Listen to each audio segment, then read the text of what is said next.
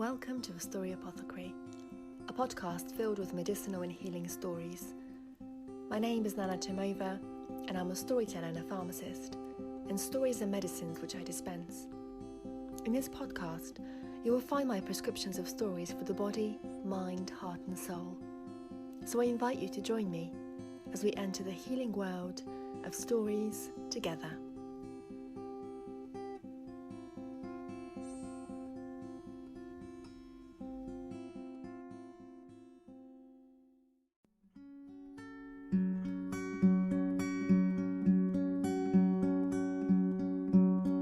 Hello everyone, and welcome to another episode of The Story Apothecary. I'm so glad you chose to join me again today.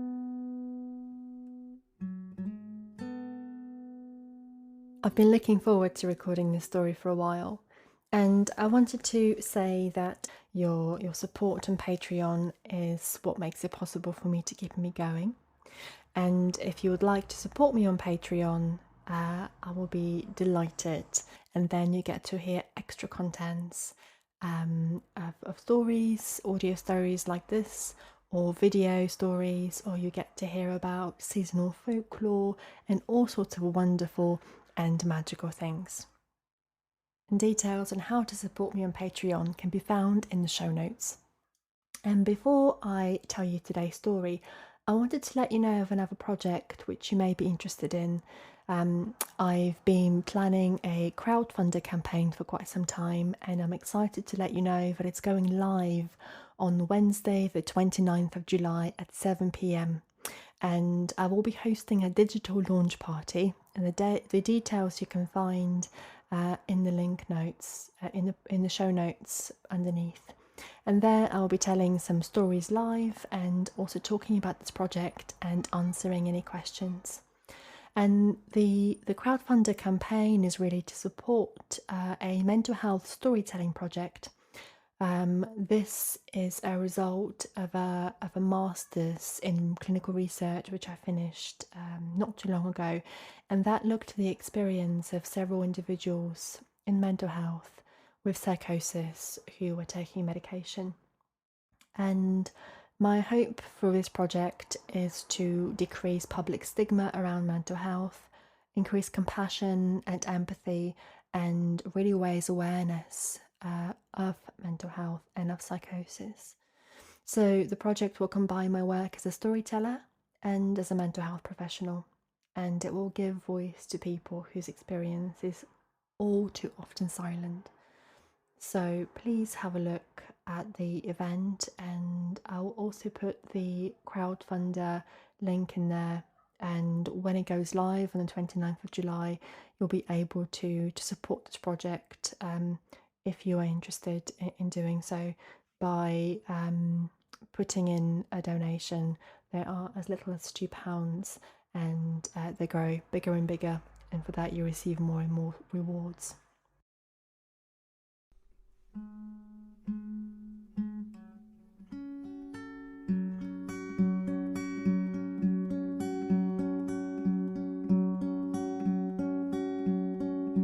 I am recording this in mid-July when things are looking hopeful, and I'm very much rooted in nature at the moment, and I'm enjoying the greenery, and I'm enjoying the golden fields of barley, and I'm enjoying being woken by the swifts and the swallows' song in the morning as they dive in the fields and make great circles in the sky. And that I'm really loving. We are also living in a time of uncertainty, a time of anger, a time of suffering, a time of violence. And it's easy for things to be overwhelming, for things to feel like they're too much sometimes, to be walking the tightrope of confusion. But wouldn't it be wonderful if we could feel something else, if we could see something else, if we could receive some sort of wisdom, some sort of hope from somewhere? And that's what stories are for.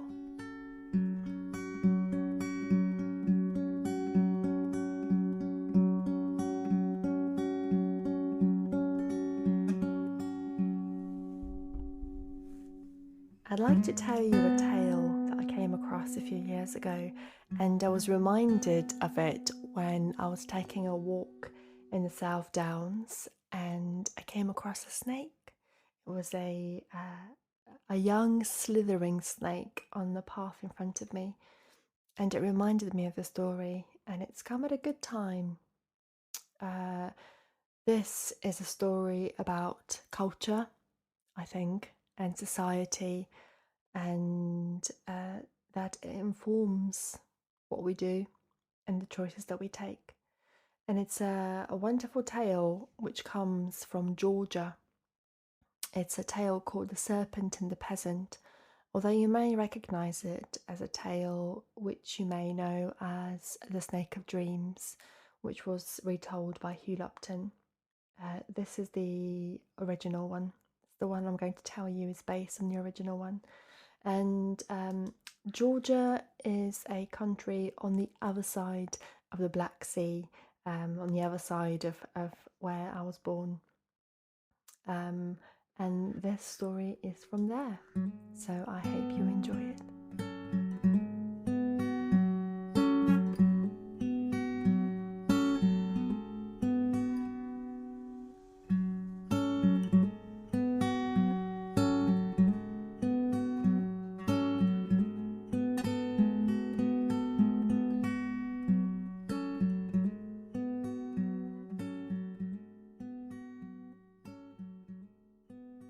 There was once a happy king, and he was happy, and everybody in his kingdom, whether they were great or small, human or animal, every single creature in his kingdom was also happy, and they were joyful and they were glad. One day, this king saw a vision in his sleep. In his dream, there was a fox, and that fox hung from the ceiling with its tail. The brush of the fox remained suspended in the air, and all he could see was the face of the fox dangling on top of his head. He awoke in a fright, and no matter how much he thought, he could not ascertain what this dream signified. Well, like any king, in the morning he assembled all his viziers. He asked them what this dream could mean, but none of them knew. And so then he gave orders. Assemble all my kingdom together, perhaps someone may interpret it. And the orders were given, and people came from far and wide.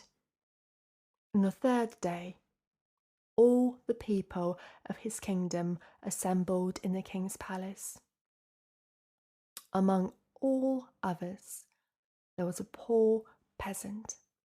He had travelled a great way to get there, and during his travel he had gone through a narrow footpath, and on this footpath on both sides they were shut by a rocky mountain.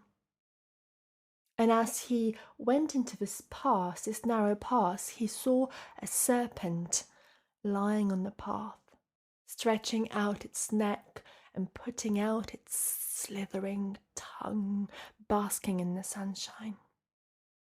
The peasant went near, and the serpent called out, "Good day. Where are you going, peasant?" The peasant told the snake what was the matter, that the king had had a dream, and everybody was called to the palace to tell the king what this dream might mean. And the serpent replied, "Do not fear him. Give me your word that whatever the king gives you, you shall share with me, and I will teach you." And the peasant rejoiced and gave his word and swore, saying, "I will bring you what the king presents to me, if you will aid me in this matter." And the serpent said, "I shall divide it in halves, and half will be mine. And so when you see the king, say, The fox meant this, that in the kingdom there is cunning, hypocrisy, treachery.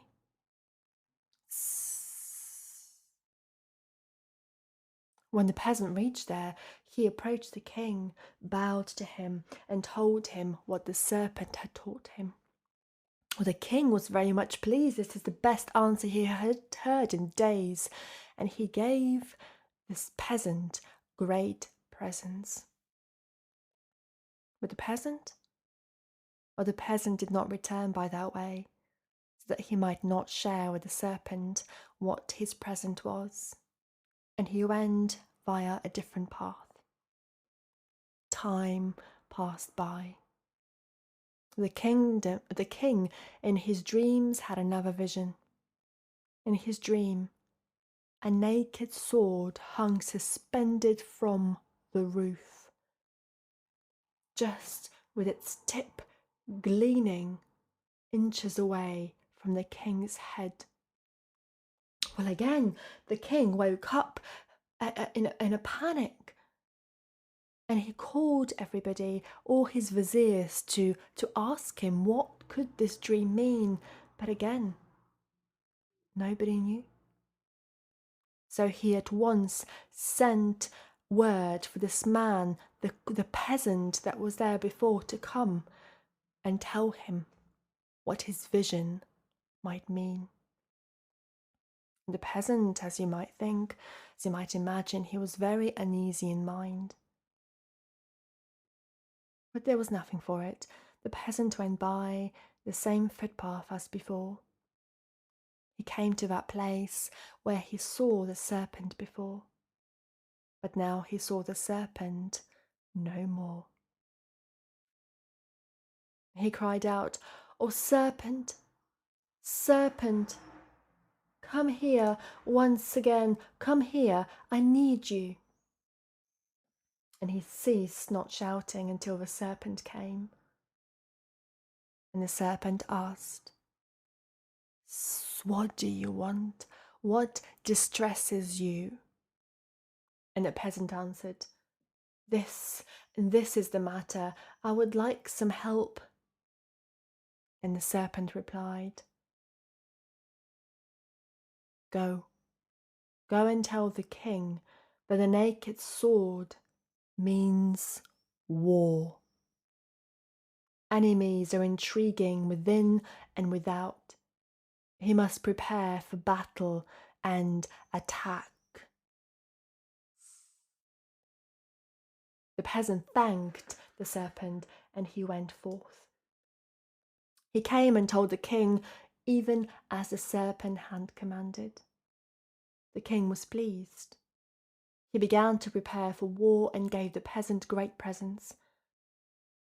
Now the peasant went by that path where the serpent was waiting.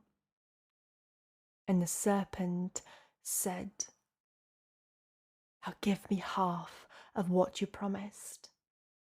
The peasant replied, "Half? Ha! Certainly not. I shall give you a black stone and a burning cinder." And he drew out his sword and pursued the snake. The serpent retreated into a hole, but the peasant followed it and cut off his tail with his sword. More time passed, and the king again had a vision in the night.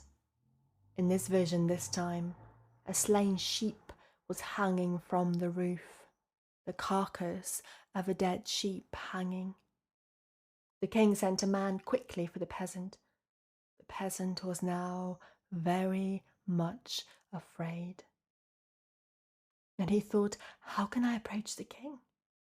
Well, before the serpent had helped him, he had taught him everything he knew, but now he could no longer do this, for he had wounded it with the sword.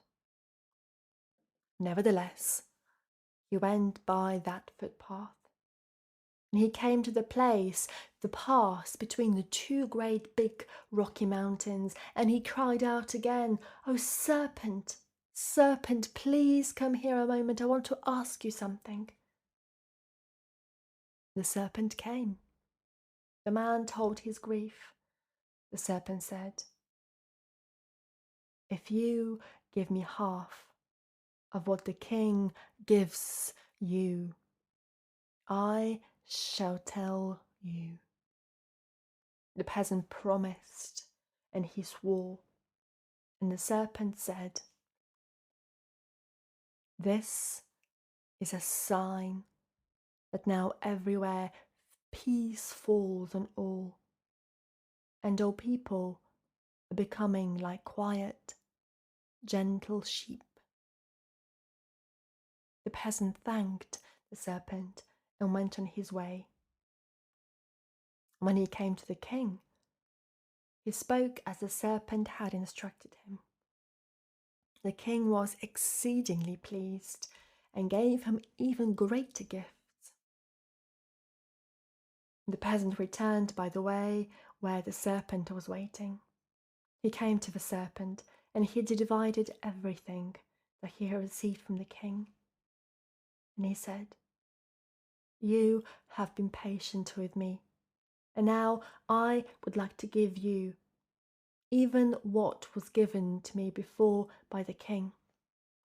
He humbly asked for forgiveness from the serpent for his previous offenses.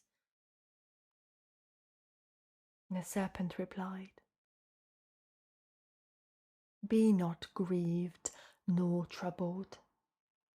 It was certainly not your fault.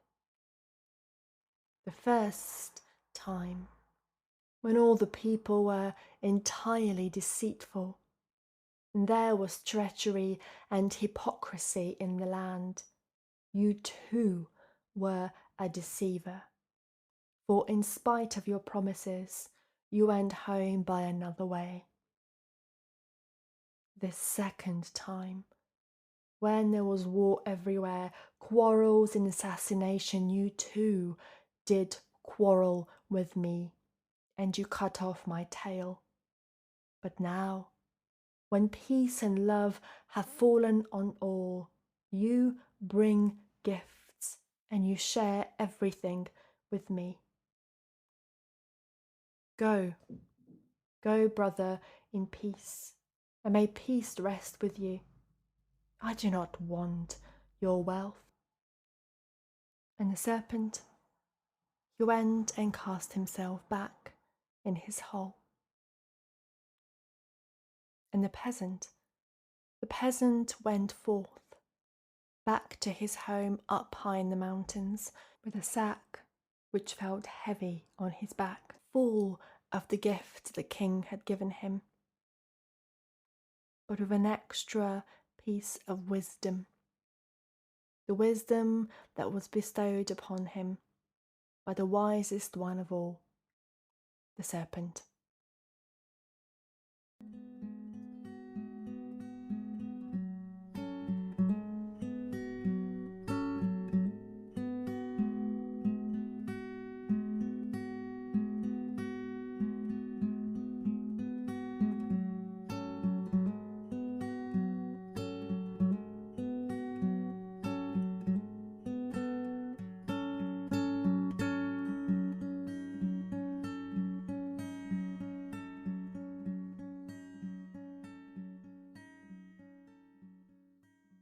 So even though this story was written for the very first time, as far as we know, in 1931, that's when the book that it originally comes from was published, I think this is a story very much for our time. This is a time of individualization in many places, in many countries. Those that are lucky to have people to be to grow up as individuals, to be individuals. And we think that we are all individuals, and we think that we've been born this way, and we think that we make choices born out of us, of our own minds, of our own hearts, and we go forth with those choices knowing that they are as individual as we are. And yet, And yet, might there be something else? Might we be all more influenced by our culture and by our society than we could possibly think? Might we lie because there are lies and treachery in the world that we live in, like the fox hanging by its brush from the ceiling, and might we become violent uh, and and feel angry because the society that we live in is so, and there is war and injustice signified by that sharp blade hanging from the ceiling. And at times where we feel peaceful and there is abundance, might that be because the surroundings that we live in are full of peace and abundance? So is there more than we think? Is there more that we could question? And certainly some philosophers, like George Herbert Mead, would say that the self arises in the process of social interaction, and that people experience the self through the eyes of others.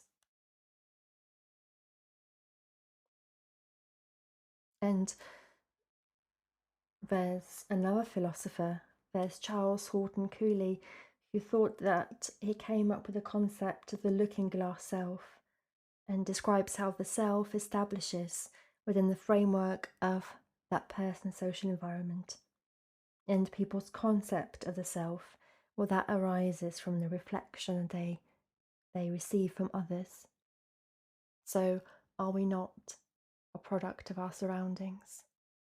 Now, there are many philosophers out there, there are many beliefs out there, but one thing that I've learned is that stories hold true wisdom for us.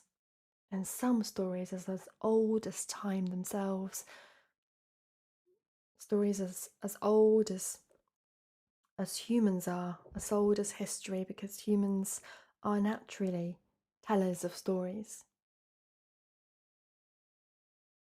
And so, next time that we see something that bothers us, or if we're lucky enough to be able to reflect on what we've done and see and look inwardly, and we've done something that we're not happy with, or something we regret, but maybe, just maybe, the way we grew up, what we were taught in school, how we were raised in our families, the country we live in at the moment, whether we live in peace or at war, whether we have enough to eat, the conversations we have with people. Perhaps our surroundings and our cultures influence more than we think. And therefore, could those actions be attributed to our environments? And if so, what would we like to do about that? The question I'd like to ask for today. And that beautiful, wise serpent, when we listen to more wisdom like that in our days.